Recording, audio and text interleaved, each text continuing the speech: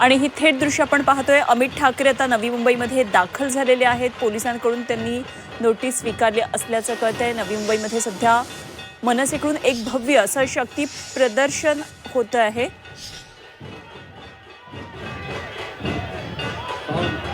तर 4 महिन्यांपासून धूळ खात पडलेल्या पुतळ्याचं अमित ठाकरे यांनी विना परवानगी अनावरण केलं। छत्रपती शिवरायांचा हा पुतळा होता आणि त्यावरून बरंच मोठं रणबंधन गेल्या 4 दिवसांपासून सुरू होतं। त्यानंतर औपचारिकरित्या शासनाकडून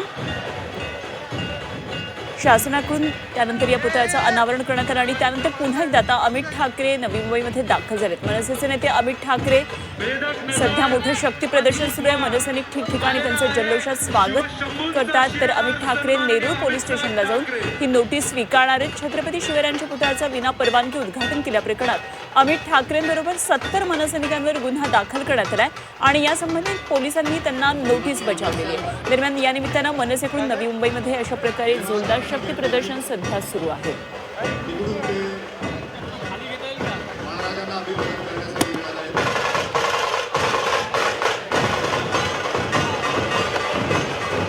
तर अमित ठाकरे स्वतः आता पोलीस स्थानकात जाऊन ही नोटीस स्वीकारणार आहेत। नेरूळच्या शिवस्मारकाचं बेकायदेशीररित्या उद्घाटन केल्या प्रकरणात अमित ठाकरे स्वतः नेरूळ पोलीस स्टेशनमध्ये जाऊन नोटीस स्वीकारणार आहेत। त्यामुळे आज दिवसभरामध्ये मनसेच्या या घडामोडीकडे लक्ष असणार आहे। मनसे प्रमुख राज ठाकरे यांचे चिरंजीव आहेत अमित ठाकरे आणि त्यांच्यावर गुन्हा दाखल झालेला आहे नेरूळमध्ये। नुकतेच अमित ठाकरे यांना या संदर्भात नोटीस देण्यासाठी नवी मुंबई पोलीस शिवतीर्थ यांच्या निवासस्थानी दाखल झालेलं होतं 2 दिवसांपूर्वी। मात्र अमित ठाकरे यांनी यावेळी नोटीस स्वीकारली नाही। तुम्ही त्रास का घेतला, मी स्वतः पोलीस स्टेशनला आलो असतो असं म्हणत अमित ठाकरेंनी ही नोटीस स्वीकारलेली नव्हती। मात्र आज आता अमित ठाकरे स्वतः नेरूळ पोलीस स्थानकामध्ये जात आहेत आणि ही नोटीस स्वीकारणार आहेत। तर अमित ठाकरेंसोबत मनसेचे नेते अनेक पदाधिकारी या ठिकाणी आता उपस्थित असणार आहेत। मनसेचे एक प्रकारचं हे शक्ती प्रदर्शन सध्या ज्या निवडणुकांचं वातावरण तापलेलं आहे त्यामध्ये पाहायला मिळणार आहे।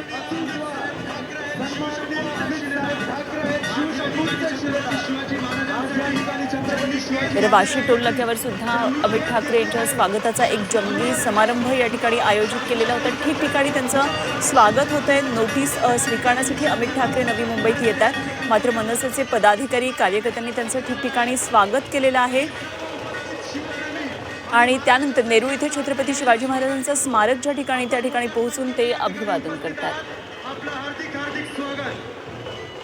रॅलीद्वारे नेरूळ पोलीस स्टेशनला ते आता पोहोचतात आणि आमचे प्रतिनिधी स्वाती नाईक नवी मुंबईतल्या या सर्व घडामोडींवर लक्ष ठेवून आहेत। आपण थेट जाऊया स्वातीकडे। स्वाती, नवी मुंबईमध्ये अमित ठाकरे आता दाखल झालेत, रॅली मोठी काढतायत, शक्ती प्रदर्शन होतंय, काय नेमकी माहिती?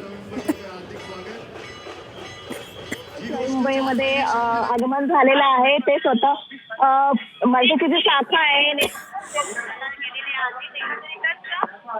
अमित ठाकरे यांच्या आगमनासाठी मनसेने वातावरण निर्मिती इथे केली आणि त्याचप्रमाणे जाणता राजा शिवाजी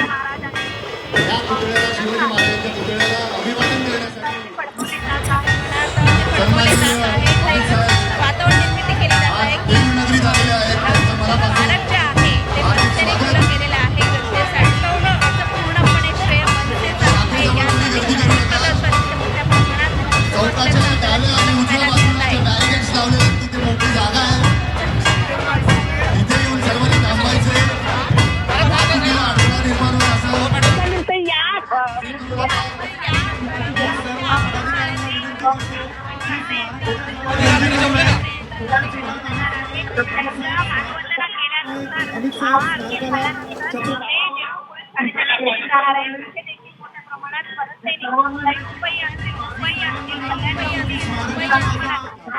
मोठ्या कार्यकर्ते दाखल झालेले आहेत। आपण चौकात दाखल झालेले आहेत आणि पुढे